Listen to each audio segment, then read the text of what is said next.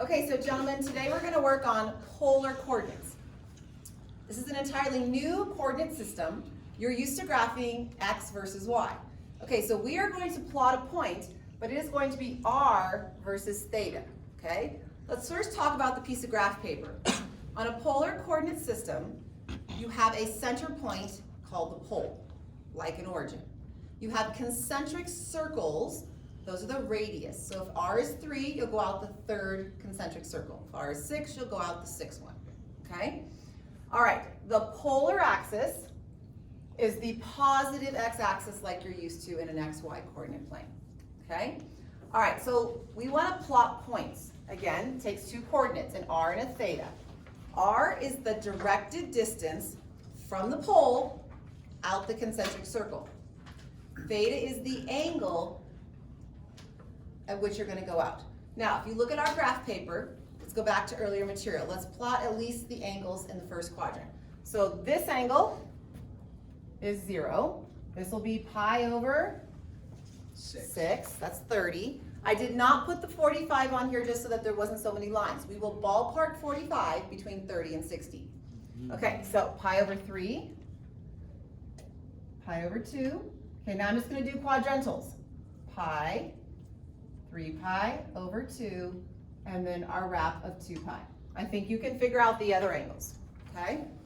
So we're still using our trig and our unit circle that we've used throughout the semester. Okay, so let's go ahead and talk about plotting a point. Now, r is a directed distance. It can be negative, okay? Let's first plot a point where r is positive, then I'll show you what happens when r is negative. Okay, I'm going to plot w. He is 645. So I'm going out the 45-degree angle at the 6th concentric circle, and I am putting a dot. Okay, so 45 is going to be between 30 and 60. 1, 2, 3, 4, 5, 6. So approximately here, and label that point W. So that is the coordinates of W. 6th concentric circle out an angle of positive 45. Okay, let's do X. Concentric circle 2, 7 pi over 6. Can somebody tell me what quadrant 7 pi over 6 is in? 3. Good, third quadrant. Are we 30 past pi, correct? Okay, so second concentric circle. So 1, 2. This angle will be 7 pi over 6. This will be X. Okay, so let's look at 3 and 4. Now these have negative r's. So instead of going out the angle, you're going to go on that same line, but in the reverse direction when you have a negative r. So I'm going to find the angle 2 pi over 3. I'm going to go backwards on him. So 2 pi over 3 is in which quadrant, gentlemen? 2. Second. Quadrant 2. But if I'm going backwards on that angle, where is this point going to be plotted? 4. Excellent. Quadrant 4. Okay, so here we go. 2 pi over 3. This is my line. 2 pi over 3. Here would be my angle. Now I am going back 3 on that line. So 1, 2, 3. So this point right here is point 1. Okay, so a negative r is the directed distance in the reverse of the angle that you're plotting. Okay? Okay. All right, number 4. Z, negative 5, negative 30. Okay, so I'm going to negative 30, but I'm going backwards. So where is this point going to be plotted in? Second quadrant. Good. I'm going to go to the 4th and then go backwards. So it's going to move to the 2nd. Very good. Okay, so negative 30 would be here. So I have to go 1, 2, 3, 4, 5. And this point right here, oops, sorry, that's a Z, would be point Z. Okay, so we have just kind of learned about the quadrant system, the polar system, and how to plot a point. Now, what's really interesting about the polar graph system is that a point does not have a unique set of coordinates. Okay, so we can actually give other coordinates for these same points. Like point W could be labeled an infinite number of ways. Could you wrap the circle with the angle? So do you see how there's an infinite number of coordinates for each point? Okay. Now I want you to learn about giving me 4 of them. And I'm going to use 0 to pi over 2, and I'm going to use from negative pi over 2 back to 0. So we're going to either go 1, direction forward, positive, or 1 backwards. Okay, so this is what we're gonna do here. All right, so given this point, we wanna give 3 other polar coordinates for that point that would graph the same exact point, but would have different coordinates. Okay, so I'm visual. We're gonna sketch it the first time. Just a ballpark sketch. Okay, so 5 pi over 6 is in what quadrant? 2. 2, but is my r negative? Yes. So where is my point actually gonna land? 4. Very good. Okay, so 5 pi over 6 is my 30 here. This is my 5 pi over 6. I'm gonna go ahead and dot this back this way. Isn't that where my negative is, my negative r is gonna be? And I'm just gonna ballpark, I'm gonna call this -7. So this is my point. For the moment, let's just call it A. Okay, so this is the coordinates that would plot point A. Now, I want to plot point A in 3 other ways. Okay, so for now, we have used this angle 5 pi over 6 and went -r, okay? So could we start here and go to that angle 5 pi over 6 in the negative direction? Okay, so what angle would this be if I started here and went up to this angle in the negative direction? 7 pi over 6. -7 pi over 6. So if I go -7 pi over 6, then do you agree I still need a -r to get where the point is located? So that's one of his representations. So -7 pi over 6 would produce another pair of coordinates that plots point A. Okay, so now I have used this positive angle this way and gone backwards. Let's use this dotted line. Can somebody give me a representation for A going in the negative direction to the dotted line? Daniel? That's +7, -pi over 6. You got it. So it would be +7, -pi over 6. So I'm going -pi over 6 and I'm going out that angle, +7. So perfect. Okay, so there's one more. Go ahead, Davis. +7, 11 pi over 6. Very good. I'm gonna start here and go to this all the way around. So +7 and then +11 pi over 6. Those are the 3 other representations within one radius of a circle of 2 pi. Okay? All right, so what you wanna kind of see as a pattern, gentlemen, is we'll always have 2 points with +r and 2 points with -r. Okay, so twice you'll have a +r, twice you'll have a -r, and then you want to use each of these angles 2 times. Once in the positive direction and once in the Negative. Okay, so I would like you to plot number 6, and I'm going to give you a minute. I'd like you to try and see if you can come up with the other 3 representations on your own.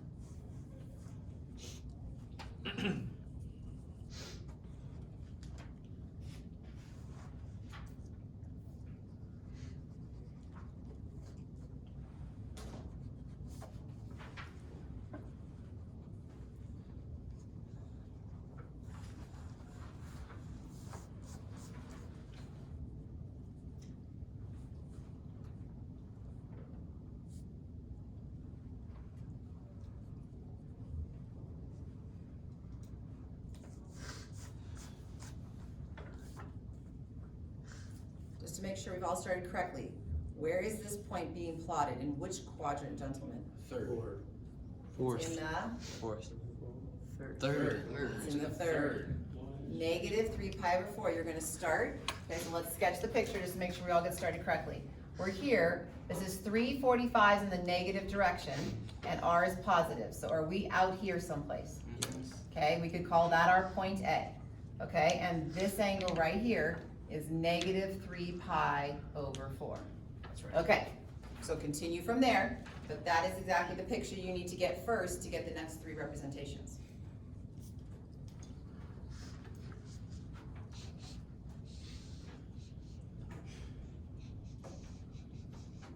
Okay, so it's at 13. Because I won't take that because you grabbed this already. So you have 2 positives. 2 negatives. Okay.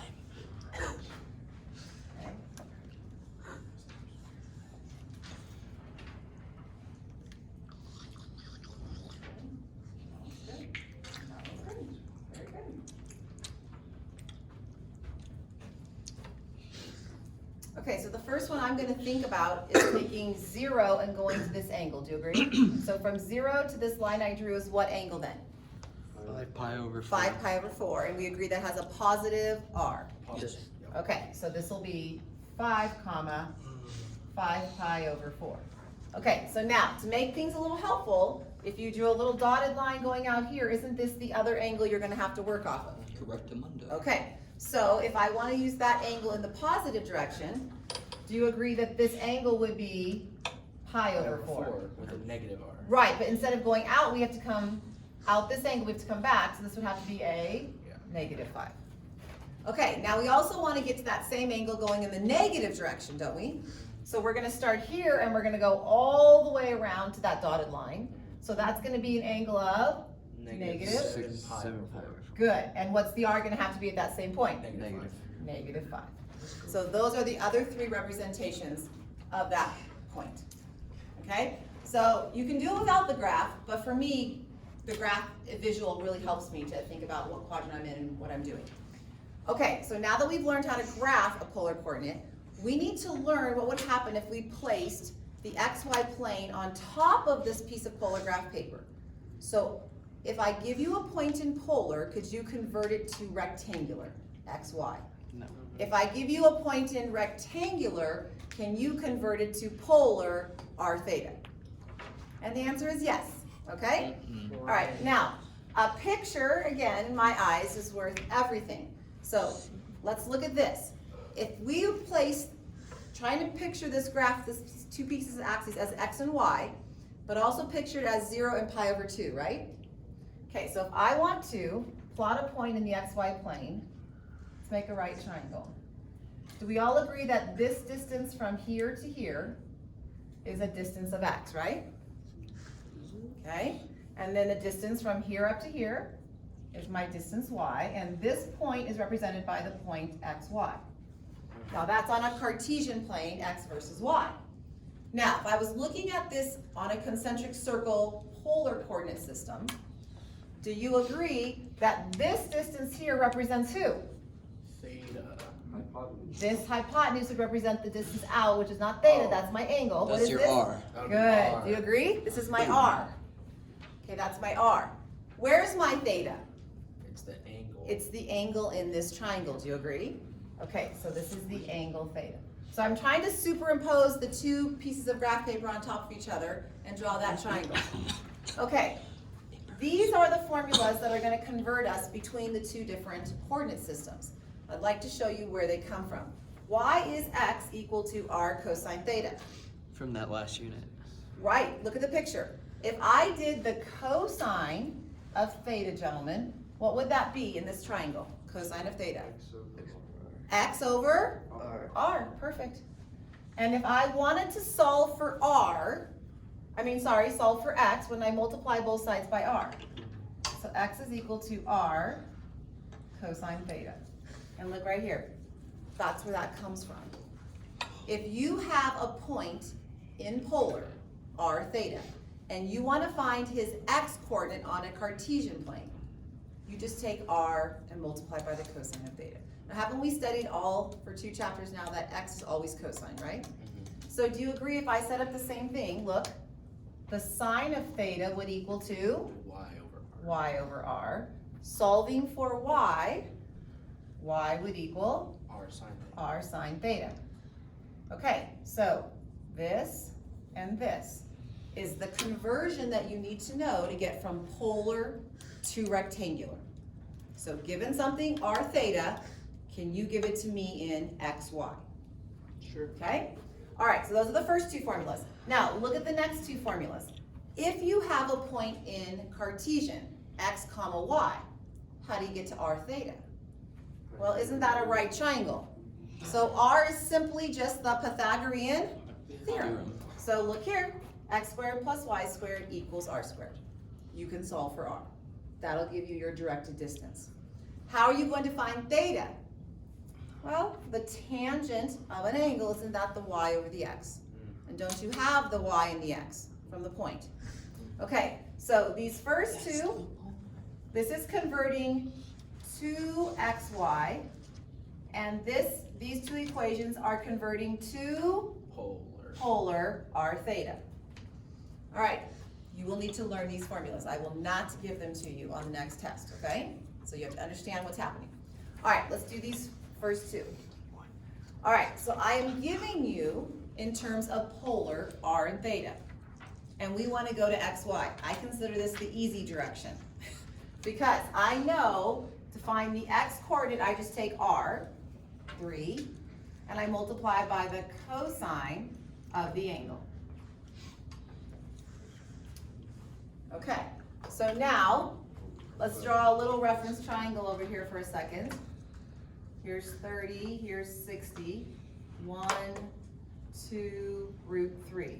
Okay, 11 pi over 6 is a reference angle of 30, right? What's cosine of 30, gentlemen? Root 3 over 2. Great. What quadrant is our angle in?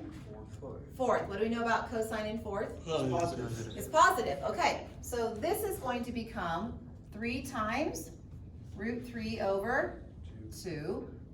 So if I just multiply this, this is going to be 3 root 3 over 2. And that is the exact value of the point in the xy plane that matches. Okay, let's do the same thing for y. So y is 3 sine 11 pi over 6. Okay, what's the sine at 11 pi over 6? Negative a half. Right, it's gonna be 1/2, and since we're in quadrant 4, it is gonna carry a negative. So 3 times negative a half, so we'll just leave that negative 3/2. Okay, so now list it as a point. What is the xy point that matches this r theta? 3 root 3 over 2, negative 3 over 2. Okay, this would be on the no calculator portion of the test. Agreed? Right. Okay, that's an angle we know. Look at the next problem. That would be on the Calculate. calculator portion. We don't know angles of 200. So grab your calculator. What mode does your calculator need to be in right now? Function. But we don't really care about function though. We're not graphing, but what is the Degrees. angle? Degrees. Yeah, we need to be in degrees mode because the 200 is degrees. Okay, so x is going to equal 2 cosine of negative 200, and y is going to equal 2 sine of negative 200. And basically, it's just a calculator punching problem at this point in time. Okay, so negative 200, somebody tell me quadrant. Where's negative 200 fall? Careful, negative 200. 2. Quadrant 2. So our x coordinate should be what in this quadrant? Negative. And our y coordinate should be positive. Okay, so I think if you do this, when I did it, I got negative 1.879 for my x coordinate Right. and positive 0.684. Yep. Okay, and then let's just list it as a connected point at this time. Okay, so if I plotted that point on a polar system and put the coordinate on top of it, that's where it would be located. Yeah.